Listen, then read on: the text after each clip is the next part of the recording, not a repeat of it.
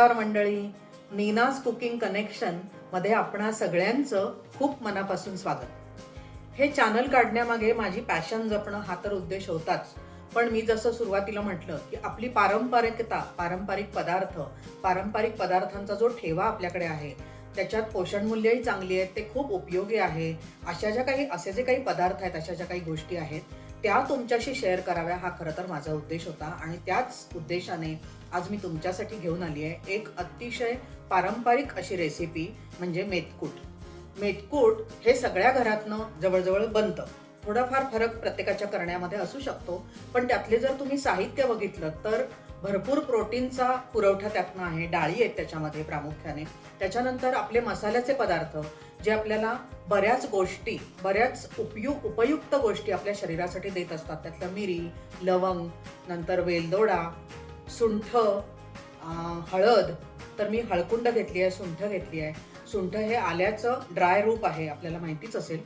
तर हे असं सगळं म्हणजे डायरेक्ट तिखट कुठलंही नाही, पण हे सगळी उपयुक्त असं तिखट पदार्थ याच्यामध्ये आहेत.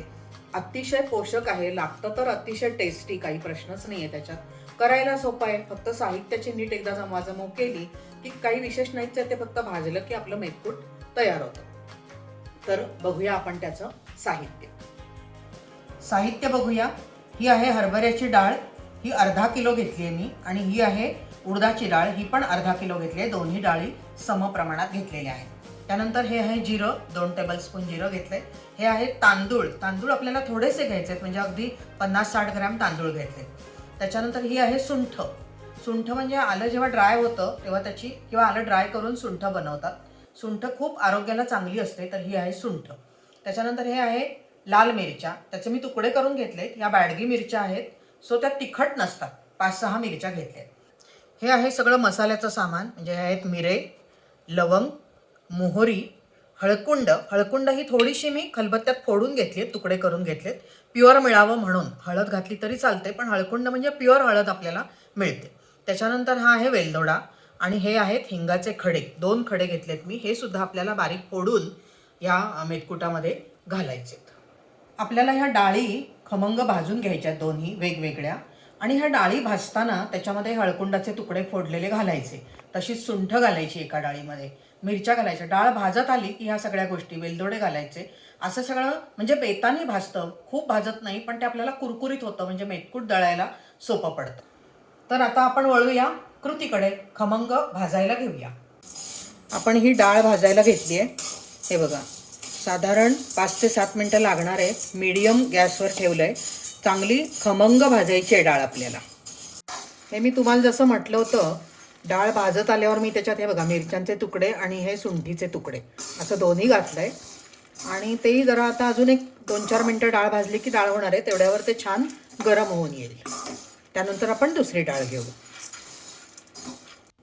आता ही उडदाची डाळ भाजायला घेऊया. ही बघितलीत का, उडदाची डाळ पण भाजत आली आहे. त्याच्यामध्ये आपण ही हळकुंडाचे तुकडे घालूया, वेलदोडे घालूया, म्हणजे ते आपोआपच भाजून निघतील आणि बेताचे भाजतील.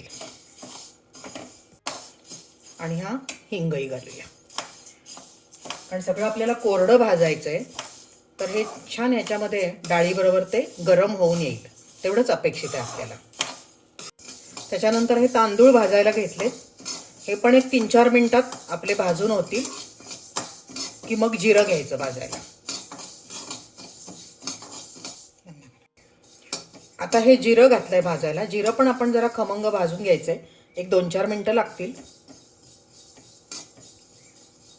जिरं भाजत आलंय, त्याच्यातच मी ही मोहरी टाकते. मोहरी 1 टीस्पून भरच आहे, ती त्याच्यात घातली.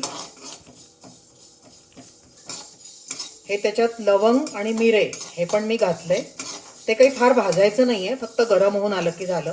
जिरं भाजून झालेलं आहे, मोहरी भाजून झालेली आहे. मी आता गॅस बंद करते. आता हे सगळं साहित्य परत एकदा कढईत घालते मी. गरम आहे कढई. आणि गार झालं की आपण ते छान दळून आणायचं बारीक, की आपलं खमंग मेथकूट तयार होईल. तर अशा प्रकारे तयार झालंय आपलं हे मेथकूट. ही पारंपरिक मेथकुटाची रेसिपी आणि हे त्याचं प्रॉडक्ट. असं हे मेथकूट आजकाल गिरणीत दळून मिळतं, नाही तर घरघंटी किंवा छोटी गिरणी कोणाच्या घरात असेल तर त्याच्यावर दळलं तर फारच उत्तम, पण गिरणीत पण दळून देतात. त्याच्यानंतर आणि एक सांगायची गोष्ट म्हणजे काचेच्या बरणीत, कोरड्या काचेच्या बरणीत हे भरून ठेवायचं व्यवस्थित. 6 ते 8 महिने काहीही त्याला होत नाही, त्याचा स्वादही चांगला राहतो आणि आपल्याला गरज असेल तसं ते वापरायचं. नक्की करून बघा.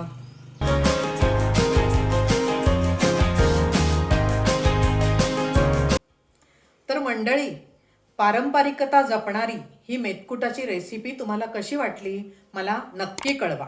इतरांसोबत ही रेसिपी शेअर करा. आजच्या नवीन पिढीला तर ही रेसिपी जरूर शेअर करा, त्यांनाही करून बघू देत आणि आपली पारंपरिकता अशीच पुढे जाऊ देत, हीच खरं तर माझी इच्छा आहे. आपल्याला बरं नसताना किंवा तोंडाला चव नसताना मेतकूट तूप भात हे आपण खातच असतो. मऊ भात तूप मेतकूट हे खात असतो. पण मेतकुटाच्या आणखी एक 2-3 रेसिपीज मी तुम्हाला सलग दाखवणार आहे. तर तुम्ही माझं चॅनल जरूर बघा. अजूनही सबस्क्राईब केलं नसेल तर जरूर सबस्क्राईब करा आणि आपण पुन्हा पुन्हा भेटत राहूया. धन्यवाद.